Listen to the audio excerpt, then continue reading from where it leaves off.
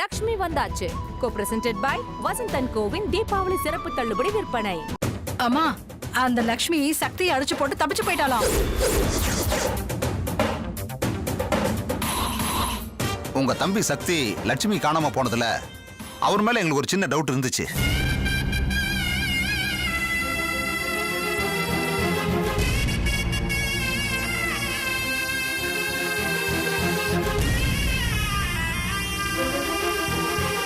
அனு அனு கிட்டத்தட்ட ஒரு குழந்தை மாதிரி தான். அனு, நாங்க எதிர்பார்த்த மாதிரி அவரோட உடல் உறுப்புகள்ல எந்த பாதிப்பும் இல்ல. மெமரி செல்ஸ் கடுமையா பாதிக்கப்பட்டிருக்கு. அதுல அணுங்கிற பேர் மட்டும்தான் எப்படியோ ஸ்டோர் ஆயிருக்கு. டாக்டர், இவர் குணமாகறதுக்கு வாய்ப்பு இருக்கா? குணமாகலாம், ஆகாமலும் போகலாம். ஆகாத பட்சத்துல நீங்க தான் அவருக்கு எல்லாத்தையும் சொல்லி கொடுக்கணும். இப்ப அவரு ஃபார்மேட் பண்ண ஒரு கம்ப்யூட்டர் மாதிரி தான்.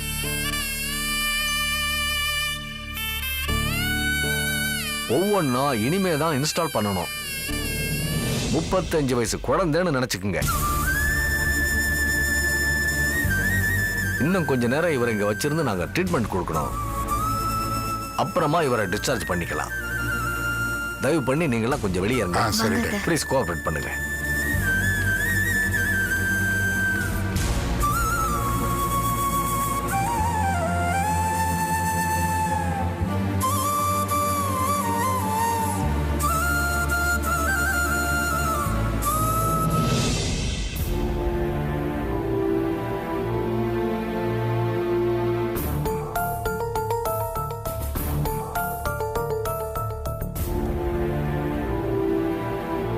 அம்மா, என்னம்மா, என்னாச்சு? அவன் இருக்கானா போயிட்டானா? அவனதான் அப்பவே காப்பாத்திட்டாங்களே, அப்புறம் இருக்கானா போயிட்டானான்னு கேள்வி வேற கேட்டுட்டு இருக்க? இல்லம்மா, நீங்க தான் அடிக்கடி ஹாஸ்பிடலுக்கு போயிட்டு வந்துட்டீங்களே. இல்ல, ஹாஸ்பிடலுக்கு போயிட்டு வந்தீங்கல்ல, நீங்க அங்க போய் ஏதாவது டியூப புடுங்கி விட்டு வந்திருப்பீங்களோன்னு கேட்டேன். உனக்கு கிண்டலா போச்சாடி? ஐயோ அம்மா, என்னம்மா நீங்க? அப்படிலாம் ஒண்ணு இல்லம்மா, வழக்கமா நீங்க புடுங்குவீங்கல்ல, அதான் கேட்டேன். அவன் என்ன லக்ஷ்மியா ரிஷியா டியூப புடுங்கி போடுறதுக்கு? அவன் ஒரு புள்ள பூச்சிடி. அவனால எந்த லாபமும் இல்ல, எந்த நஷ்டமும் இல்ல. இவனை கொண்டு நமக்கு என்ன வரப்போகுது? அவன் இருந்தாலாவது பழைய அவன் மேல தூக்கி போட்டுட்டு நம்ம தப்பிக்கலாம். அம்மா, அவன் அப்படியே பிளேட்டை மாத்தி போட்டு நம்ம மேல பழிய போட்டுட்டா? எங்க இருந்து பேசுறது? தலையில அடிபட்டதுனால அவனுக்கு நினைவெல்லாம் மறந்து போச்சு. அது மட்டும் இல்ல, இப்ப அவன் ஒரு குழந்தை மாதிரி ஆயிட்டான். நினைவுல அவனோட சின்ன வயசுக்கே அவன் போயிட்டான். அப்போ அம்னீசியாவாமா? கிட்டத்தட்ட அப்படிதான். அவன் செத்திருந்தா கூட ஒரு 10 நாள் அழுது அவனை மறந்திருப்பாங்க. இப்ப அவன் உயிரோட இருக்கான், அதுவும் இப்படி இல்ல இருக்கான். அவனை பார்க்க அவங்களுக்கு ஆத்திரம்ல பொங்கிட்டு வரும். அதுலயும் அந்த லக்ஷ்மிக்கு சொல்லவே வேண்டாமா? அவ உங்களுக்கு குறி வச்சா அவ்வளவுதான், நீங்க தப்பவே முடியாது. அவளோட குறியில நான் ஏண்டி மாட்ட போறேன்? எப்படிமா சொல்றீங்க? உண்மையிலே லக்ஷ்மிய சக்தி கடத்தினதுல நமக்கு எந்த விதமான பங்கும் கிடையாதுடி. ஏமா, நாம தானே அவனை தூண்டி விட்டோம். யார தூண்டி விட முடியும்? தயாரா இருக்கிறவனை தானே தூண்டி விட முடியும். தூங்கிட்டு இருக்கவனை தூண்டி விட முடியுமா என்ன? லக்ஷ்மிய சக்தி கடத்தினதுனால நமக்கு என்னடி லாபம்? இல்ல, அவ உங்க வாழ்க்கையில குறுக்க வர மாட்டால. அது நமக்கு தெரிஞ்ச விஷயம். மத்தவங்களுக்கு தெரியுமா என்ன? தெரியாது. அப்படியே தெரிஞ்சாலும் நாம என்ன அவளை கொலையா பண்ண பார்த்தோம்? தப்பே இல்லையே. சக்தி லக்ஷ்மியை கடத்தினதுனால சக்திக்கு தானே லாபம். அதாவது அண்ணனோட பொண்டாட்டிய கடத்தி கொண்டு போய் கல்யாணம் பண்றதுக்கு பாத்திருக்கான். மா, அவன் ஒரு கேவலமான வேலையை தான் பாத்திருக்கான். ஏண்டி, அவன் பண்ணது பெரிய குற்றமா இல்ல நான் பண்ணது பெரிய குற்றமா? அப்படி பார்த்தா அவன் பண்ணதுதாம்மா பெரிய குத்தம். அதுல என்ன உங்களுக்கு சந்தேகம்? இது போதும்டி. கோர்ட்ல கேஸே போட்டாலும் அதுல நான் தாண்டி ஜெயிப்பேன். இது எல்லாத்தையும் விட இன்னொரு பாயிண்ட் இருக்கு. அத கவனிக்காம நம்ம பயந்து போய் நின்னுட்டோம். அது என்னம்மா பாயிண்ட்? அண்ணிய மச்சினை கரெக்ட் பண்ண பார்த்தான்னு அந்த வீட்ல இருக்கிறவங்க வெளிய சொல்ல மாட்டாங்க. ஆமாமா, இது சரியான பாயிண்டா தான் இருக்கு. இத நான் யோசிக்காம விட்டேனே. நானே இப்பதானடி யோசிச்சேன். திருடனுக்கு தேல் கொட்டின கதை. வலிய சக்தி வெளிய சொல்லவே முடியாது. சூப்பர்மா, super. So we are clear. எப்படியோ இதுல இருந்து தப்பிச்சாச்சு. அடுத்த வேலையை பாப்போம். சரி, நீ போய் உன் வேலையை பாரு.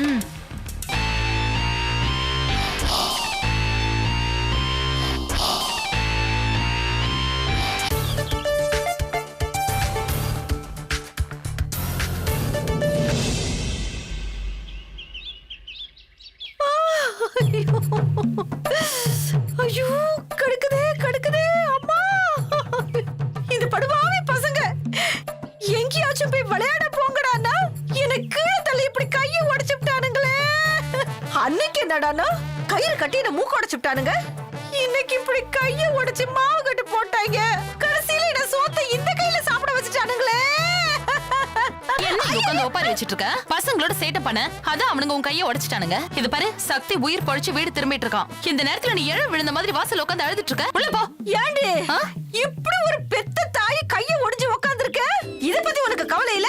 கொஞ்சோண்டு மண்டையில அடிபட்டதுக்கு அவ்வளவு கவலைப்படுற? அவனுங்களா அது கையை உடைச்சானுங்க. நான் காலை உடைச்சிரு. உள்ள போ. உள்ள போன்னு சொல்றேன். ஏண்டி பெத்த தலையில வேற? ஐயோ, ஏதோ வேணாலும் இருக்கட்டும். உள்ள போ. அவங்க வந்துட்டாங்க நினைக்கிறப்போ. உள்ள போ. எந்திரி. ஆஸ்பத்திரியில இருந்து தானே நீ வர? என்ன ஏன் பாடுபடுத்துற? ஐயோ.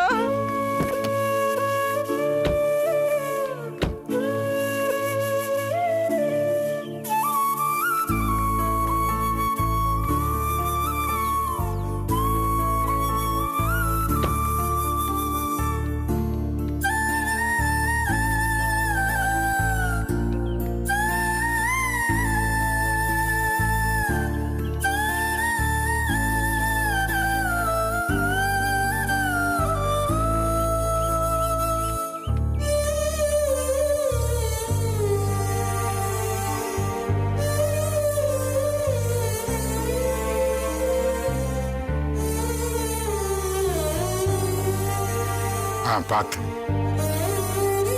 சக்தி, சக்தி ஏதாவது பேசுப்பா. அனு, சக்தி, அனு,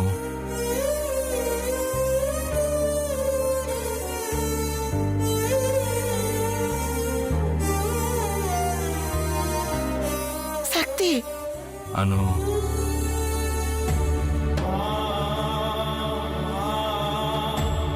அனு, சக்தி. அனு, என்னங்க இது? அனு அனுனே கூப்பிட்டுக்கிட்டு இருக்கான். இதுக்கு ஒரு விடிவு காலமே இல்லையா? இப்போ அவனோட மனசுல அணுவோட நினைப்பு மட்டும்தான் இருக்கு.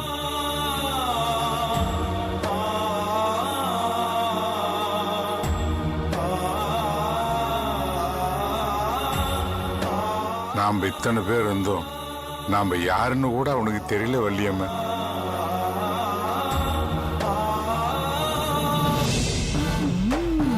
லட்சுமியோட பிரச்சனையில இருந்து தன்னை காப்பாத்திக்கிறதுக்காக என்னமா ஆக்டிங் கொடுக்கறோம்.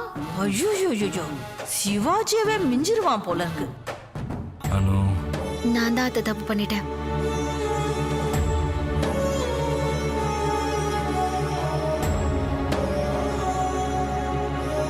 பெரிய தப்பு பண்ணிட்டேன். சக்தியை அடிச்சிருக்கவே கூடாது.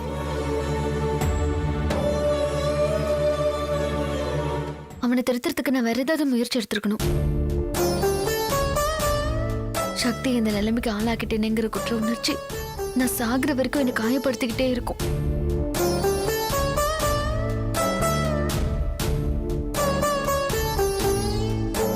லட்சுமி, அந்த குற்ற உணர்ச்சி உனக்கு வேண்டாமா?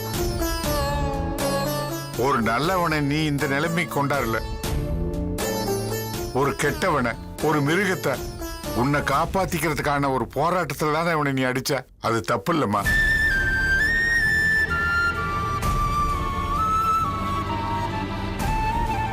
நீ இவனை அடிச்சு அது சாதாரண அடிய பட்டிருந்தா கூட, இவன் பரிபூர்ணமா குணமாயி திரும்பி வந்திருந்தான்னா கூட, நிச்சயமா இவன் உனக்கு செஞ்ச பாவத்துக்கும் இந்த வீட்டு இருக்கிற எங்களையெல்லாம் நம்ப வச்சு அவன் பண்ண துரோகத்துக்கும் இந்த பாவியை நானே அடிச்சு கொன்னு இருப்பேம்மா.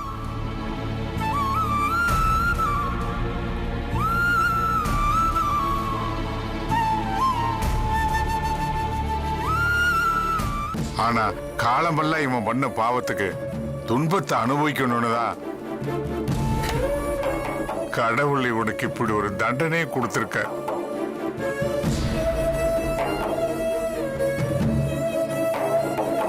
மிருகமா இருந்தவன் ஒரு குழந்தையா இப்ப நமக்கு கிடைச்சிருக்கான்.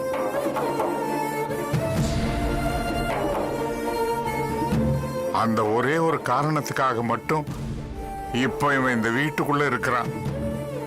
நீங்க 1000 காரணம் சொல்லலாம் மாமா. ஆனா சக்தியை பார்க்கும்போது இந்த நிலைமைக்கு நான் தான் காரணம்னு எனக்கு தோணிக்கிட்டே இருக்கு.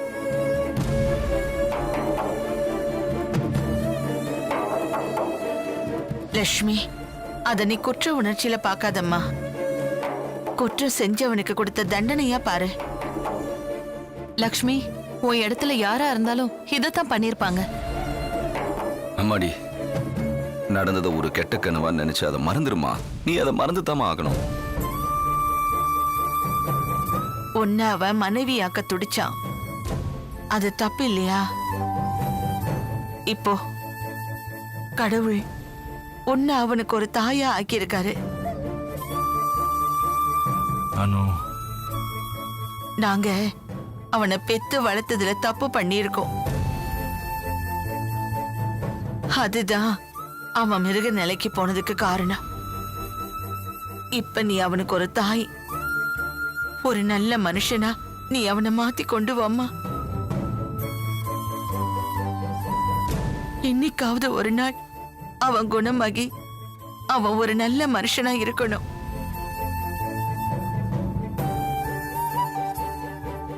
அது போதும் எங்களுக்கு.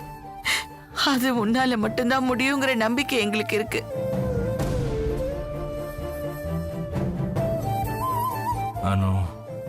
நம்மளும் இவனை நம்பி இன்னும் ஏமாறணுமா? இன்னும் அணுகிட்டே இருக்கான்.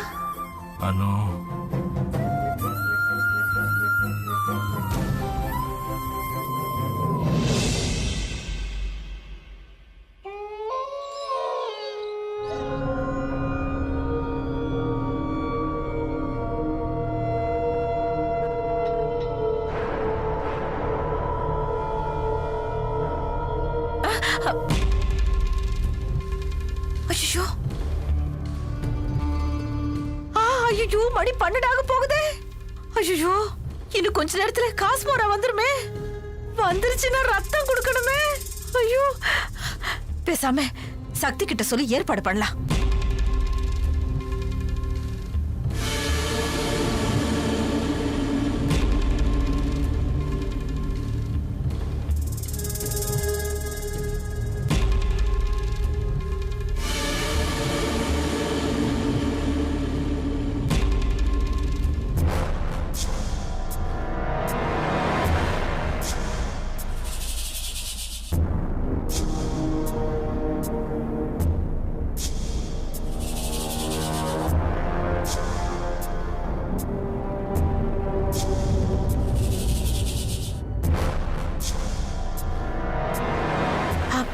நல்லா தூங்குறான், எந்த கவலையும் இல்லாம. தம்பி, சக்தி தம்பி, எழுந்துருங்க தம்பி. அந்த காஸ்மோரா பேயி வர்ற நேரமாயிருச்சு. இதோ பாருங்க, இப்ப ரத்தம் கொடுக்கணும்ல நீங்க. தம்பி, சக்தி தம்பி, இதோ பாருங்க தம்பி, தூங்குற மாதிரி நடிச்சதெல்லாம் போதும். எழுந்துருங்க முதல்ல. தம்பி, லேட் ஆயிடுச்சுன்னா நம்ம 2 பேரோட கழுத்தையும் கடிச்சு ரத்தத்தை எடுத்துரும் தம்பி. தம்பி தம்பி எழுந்துருங்க தம்பி. அந்த காஸ்மோராவுக்கு ரத்தம் கொடுக்கணும். இவர தம்பி, தம்பி எழுந்துருங்க தம்பி. தம்பி, நான் அனு இல்ல, தேனோட அம்மா, தேனம்மா. ஐயோ, அனு ஒன்னு சொல்லி என் மேல பாஞ்சிருவா போல இருக்கு.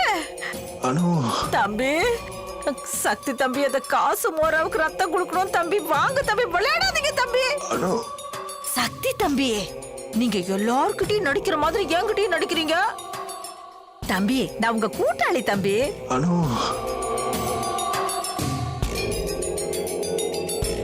எல்லாரும் சொல்ற மாதிரி உண்மையிலேயே அவனுக்கு பைத்தியம் பிடிச்சிருச்சோ? மறுபடியும் அனுங்கிறான். அப்ப ஒரு பைத்தியக்காரன் கிட்டதான் இவ்வளவு நேரம் தொண்டை தண்ணி வத்த வத்த கத்திக்கிட்டு இருந்தேனா? அணுங்கிறானே படுபாவி. நம்ம போய் ரத்தத்தை கொடுத்து நம்ம கடமையை நிறைவேற்ற வேண்டியதா. இவன் ஒருத்தன் மேல போனவள அணுன்னு புலம்பிக்கிட்டு கிடக்குறான். ஏற்கனவே ரத்தம் கொடுக்க போய் அந்த காசு மோரா என் கைய கடிச்சு ரத்தத்தை குடிச்சிருச்சு. இப்ப மறுபடியும் ரத்தம் கொடுக்க போறோமே, எங்க கடிக்க போகுதோ தெரியலையே. இந்த படுபோய் இப்ப ஆரம்பிச்சு விட்டுட்டோம், நான் மாட்டிக்கிட்டு முழிக்கிறேனே.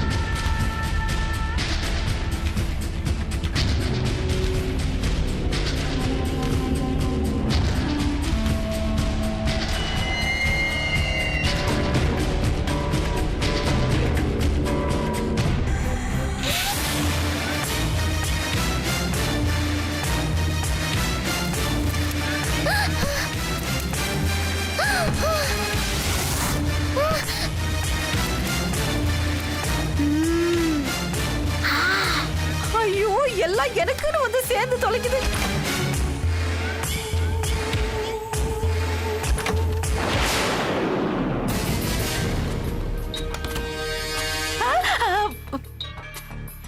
என்னடி இந்நேரத்துல பேய் மாதிரி வந்து நிக்கிற? நான் பேய் மாதிரி வந்து நிக்கிறது இருக்கட்டும், நீ என்ன பிசாசு மாதிரி சக்தி ரூம்ல இருந்து வந்து நிக்கிற? உனக்கு என்ன அவர் ரூம்ல வேலை? ஏய், தண்ணி தாக எடுத்து ஸ்ரீ, தண்ணி குடிக்கலான்னு கீழே போனேனா இங்க சக்தி தம்பி அணுன்னு அழுதுகிட்டு இருந்துச்சு. பாவம், ஒரு ஆறுதலா 2 வார்த்தை சொல்லலாம்னு போனேன். நீ எதிரில வந்து நிக்கிற. சரி சரி, காட்டேரி பேய் மாதிரி சுத்தமா போய் தூங்குப்பா. நீ எங்கடி போற? எனக்கு தண்ணி தாக எடுக்குது, தண்ணி குடிக்க போறேன். மேடத்துக்கு விளக்கத்தை சொல்லிட்டு தான் போணுமா? சரி சரி போடி, கத்தாதற. ஏன்டி இப்படி கத்துற? அஜ்ஜோ, சரி, இவ தண்ணி குடிச்சிட்டு வரதுக்குள்ள சீக்கிரமா அதுக்கு ரத்தத்தை குடுத்துட்டு வந்துடலாம்.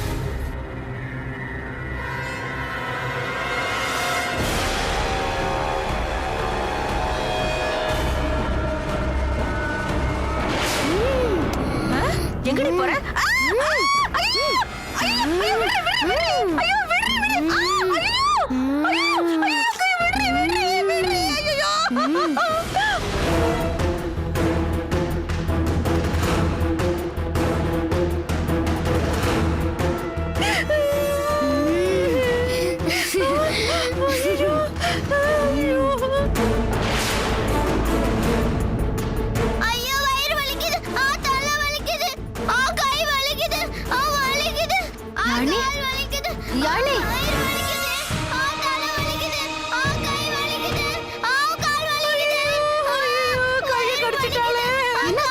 வெளியில வந்து இப்படி கீழே விழுந்துட்டா லட்சுமி. என்னாச்சுடா? ஒண்ணும் இல்லடா. மாமா, மாமா.